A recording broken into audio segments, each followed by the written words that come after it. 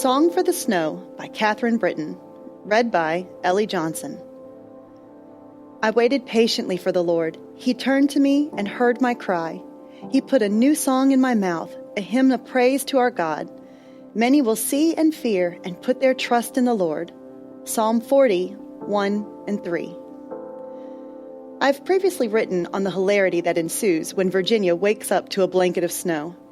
It's true that I've not had much experience getting stuck in the stuff myself. My idea of roughing it has included a snowsuit, an hour of playfulness, and then an afternoon of curling up by the fire with a good book in my own house. After this weekend, however, I can count myself among the woeful victims of Southern incompetence in the snow. Woeful is perhaps an exaggeration, as my weekend still involved a warm house after an hour of playfulness.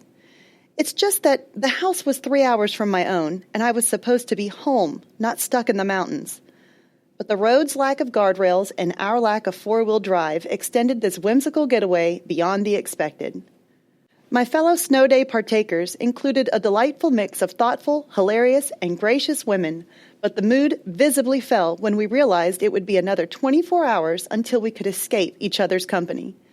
All of us thought of the husbands, kids, family, and ordinary comforts awaiting us back in Richmond. The trials of waiting an extra day and potentially burning vacation time with people I liked had me calling home with a voice that I confess had a little quiver. Granted, if we'd left when we had planned to leave, I would have never faced down the growling pit bull. True story. Several irreplaceable memories and inside jokes would have waited for another time if they happened at all. I would not have had to readjust my attitude because everything would have gone my way. I would have missed the blinding sunshine and quiet contentment of a snowy country road with beautiful friends. God's grace shines so much more clearly in hindsight, doesn't it? As we road trip back home, I thought of my teary phone call with some humor. The Lord really had put a new song in my mouth for that extra day and made me slow down long enough to hear it. The desires of my impatient heart could not outlast that. Intersecting faith and life. True joy finds its source and inspiration in God.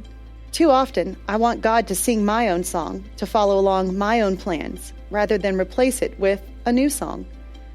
And yet, some of my best memories are from times when I was clearly not in charge of a situation. Are you willing to sit quietly and wait for this new theme? Hey listeners, thanks for joining us for the Crosswalk.com devotional podcast. To get all of our episodes straight to your phone during the week, subscribe to this podcast on iTunes or wherever you listen to podcasts. To find more devotional content like this, head over to Crosswalk.com.